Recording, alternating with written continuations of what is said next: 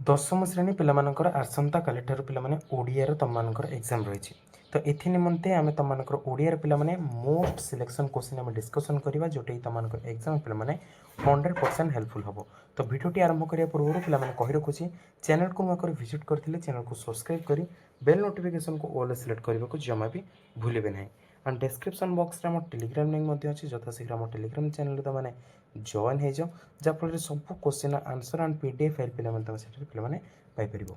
Okay तो चलो video को डेरी नक आरंभ करवा। देखिपार 2024 एफएलओ क्लास एक्स पे एचएससी एग्जामिनेशन 2026 पे तुम तुमकर ऑब्जेक्टिव पार्ट आम डिस्कसन करें पे जो तुम बहुत हेल्पफुल हम। देख एक नंबर देला पे विद्युत प्रभा देवी क्यों पुस्तक ओडिशा साहित्य एकाडेमी पुरस्कार पाई पे क्वेश्चन गुड़े पढ़ी दूसरी तुम आंसर गुड़ पे मत टेलीग्राम चैनल मत तुम जनइब।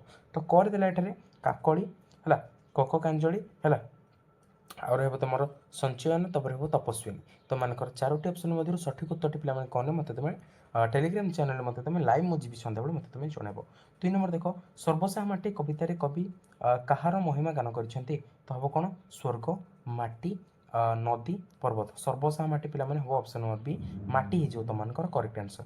3 नंबर देख मन खुशी लगी माटी माँ क्यों हसकथा भरी रखी है नई समुद्र रे पुष्करिणी रे समुद्र कूल झरणार पे चारोटी ऑप्शन मध्य सठिक उत्तर कौन रहे पे मत तुम ये जनइब। तो 4 नंबर देख क्यों परी कवि पृथ्वी पृष्ठ जन्मलाभ कर तप जप ध्यान एवं जोग। नेक्स्ट 5 नंबर देला क्यों पुस्तक पर कवि अनंत पट्टनायक केन्द्र साहित्य एकाडेमी द्वारा पुरस्कृत होते अभांतर अलोड़ा लोड़ा कौन अच्छे रक्तसिया किंचित पे आंसर टी तुम ये कहीपर। 6 नंबर देख माटी आमर पानी किपरि अटे माटी आमर पानी किपरि अटे खट्टा मिठा दड़ा कषा पे तुम ये लिखिपर। 7 नंबर देख कहार प्रभाव में आश्रमवासी शक्ति वर्धित है वीणा झंकार मंत्र वेद ध्वनि ओंकार पे सठिक उत्तर को तुम पे कहीपर। 8 नंबर देख उषा आगमन में किए वेद मंत्र ज्ञान करे है देवता माने ऋषि माने मुनिगण कलिंग पे सठिक उत्तर को तुम लिखिपर। 9 नंबर देख मंगले अइला उषा तपस्विनी काव्य क्यों स्वर्गर आसी चतुर्थ द्वितीय पंचम एवं षष्ठ पे तुम ये लिखिपर। 10 नंबर देख कवि क्या उषा देवी कर बोली कल्पना कर समीर पल्लव पादप पुष्प पे तुम लिखिपर। 11 नंबर देख फकीर मोहन परी क्यों मैंने ओडिया भाषा चिंता करते रिंग मास्टर रिंग लडी तब तुम लिंग लीडर तुम हम तो रिंग लीडर है तो रुम साहित्य स्रष्टा साहित्यकार पे तुम ये लिखिपर। 12 नंबर देख गणतंत्र मूल मंत्र कौन कषा स्वास्थ्य मतदान निरक्षरता है तुम निरक्षरता है निरक्षरता तुम रही। 13 नंबर देख गांधीजी मतरे केन्द्र भाषा कौन होगा दरकार इंग्राजी हिंदी तेलुगु ओडिया।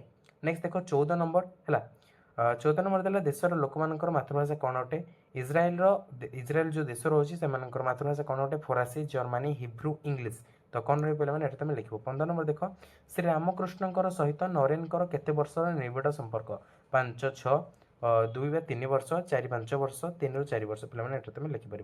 16 नंबर देख देला गोदावरीश महापात्र समालोचना धर्मी प्रतिकार अटे मु दिने मंत्री थी नील मास्ट्राणी निआ खुंटा बड़ ठाकुर पे तुम ये लिखिपर आंसर टी पे कही रखुच्छी 100% तुमको एग्जाम क्वेश्चन गुड हेल्पफुल हम। तो बिना स्किप्रे कम्प्लीटली वाच करने यथाशीघ्र चैनल मेम्बरशिप नहीं जाओ।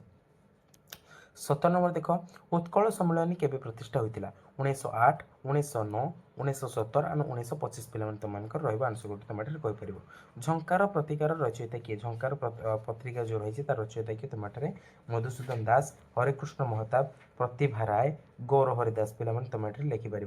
19 नंबर देख आदिवासी साहित्य को नहीं प्रथम ओडिया उपन्यासर नाम कौन पे परजा भूखा भीमा भूया है सलागोटा पे तुम चारोटी ऑप्शन मध्य सठिक उत्तर तुम लिखिपर।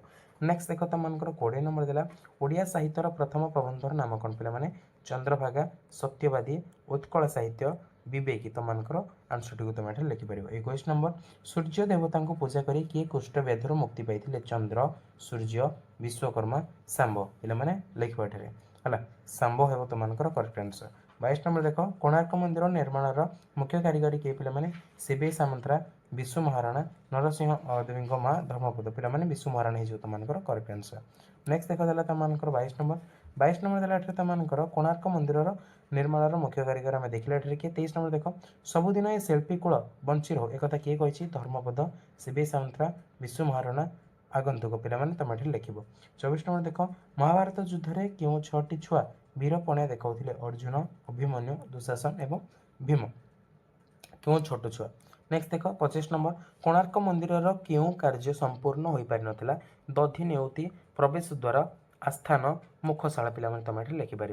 26 नंबर देला क्यों वृक्ष को माँ सह तुलना कर क्यों वृक्ष को एठारे माँ सह तुलना कर तो कौन हम ना बेल आंब बट वृक्ष अश्वत्थ पे तुम ये लिखिपर।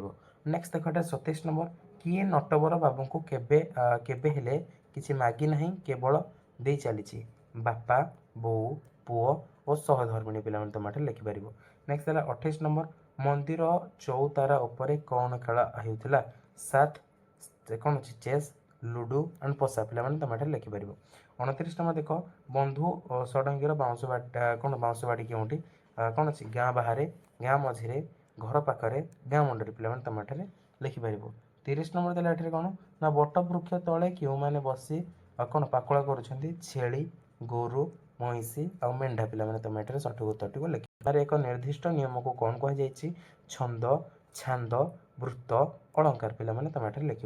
32 नंबर देला ये मिथ्याक्षर छंद केते प्रकार है मिथ्याक्षर छंद हो 1 2 3 4 मित्राक्षर अमित्राक्षर तुमको पे दुईटा हो तुम करेक्ट आंसर। 33 नंबर देला ये ओडिया भागवत क्यों छंद रचित नटवाणी दांडीवृत बा छंद बंगलाश्री गुजरी पे ओडिया भागवत क्यों छंद तुम ये लिखिपर।